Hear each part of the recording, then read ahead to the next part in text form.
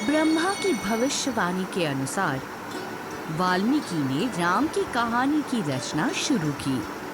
ये कहानी एक सुंदर कविता के रूप में थी और इसमें हर भाव के रंग थे। जैसे ही उन्होंने ये भव्य काम पूरा किया, वाल्मीकि ने सोचा, कोई इतना कुशल है जो इस अद्भुत कहानी को पूरी दुनिया में सुना सके।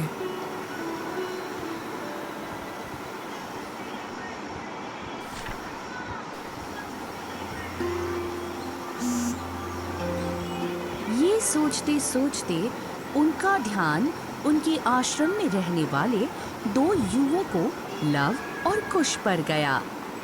वे समझदार थे और कविता को सुंदरता से सुनाने की क्षमता रखते थे। वे सीता के पुत्र थे। वाल्मीकि को सीता तब मिली थी जब लव और कुश का जन्म होने वाला था।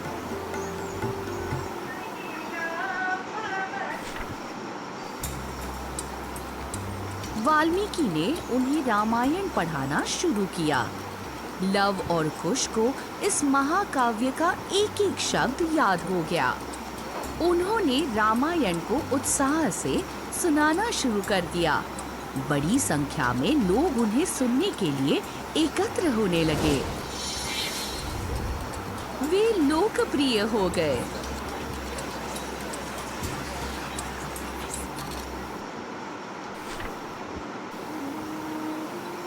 एक दिन जब वे रामायण सुना रहे थे, स्वयं राम ने उन्हें देखा।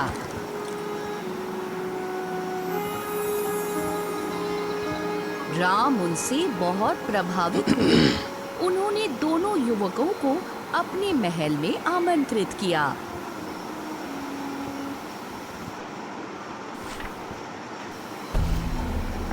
इन दोनों युवकों में देवताओं जैसा तेज है। ये साधारण हैं, लेकिन राजाओं जैसे दिखते हैं। गाओ बच्चों। इस प्रकार राम की सभा में लव और कुश ने रामायण सुनानी शुरू की।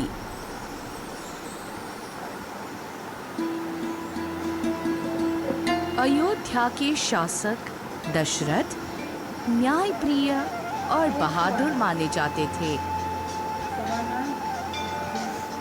अपने महल की खिड़की से उन्होंने सरयू नदी के तट पर स्थित अपनी सुंदर राजधानी कोसल को देखा। उनका राज्य समृद्ध था और उनकी प्रजा संतुष्ट थी।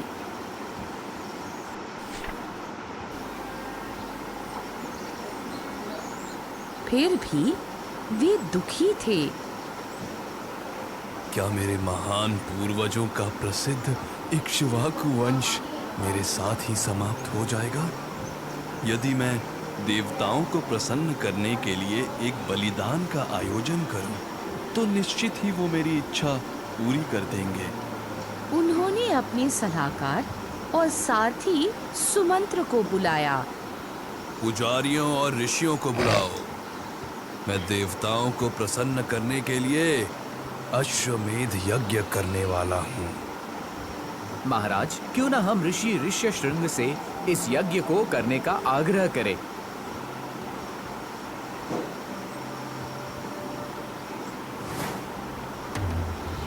बहुत समय पहले की बात है, जब अंगराज्य अकाल से जूझ रहा था, तब उन्होंने ही देवताओं को प्रसन्न कर राज्य में वर्षा करवाई थी।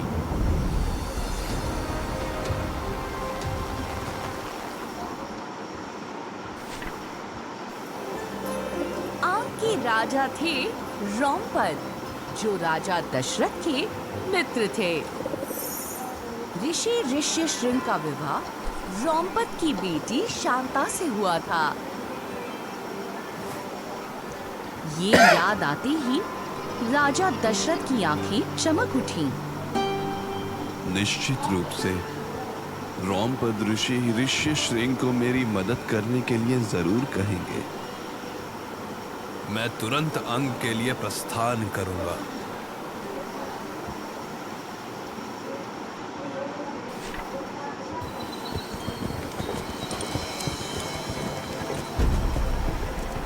जंगलों और नदियों से कई दिनों तक यात्रा करते हुए राजा दशरथ और उनका दल अंग पहुंचा।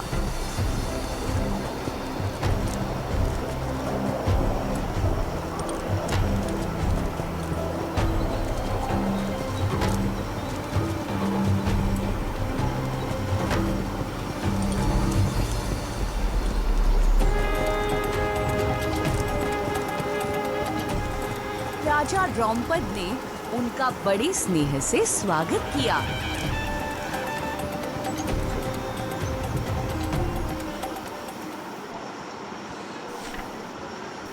राजा दशरथ ने अपने मित्र को सारी बात बताई। मेरा मन अशांत है। मेरे बाद शासन करने के लिए मेरा कोई पुत्र नहीं है। मैं शास्त्रानुसार अश्वमेध यज्ञ करना चाहता हूँ।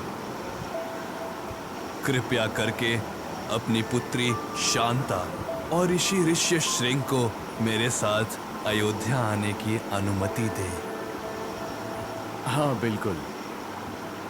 द्रौपद ने तुरंत अनुमति दे दी। दशरथ प्रसन्न हुए और उनका हृदय आशा से भर गया।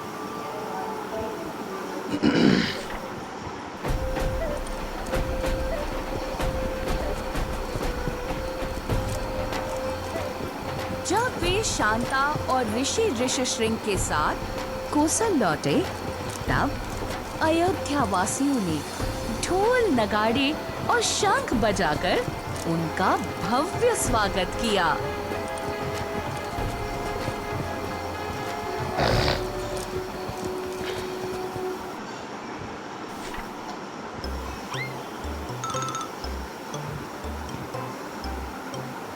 आपको लग रहा होगा कि राजा दशरथ एक बेटे के लिए इतने बेचैन क्यों थे?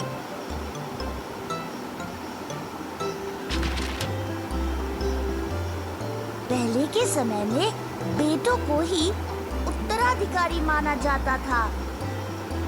उनका ही अपने पिता की संपत्ति में हिस्सा होता था।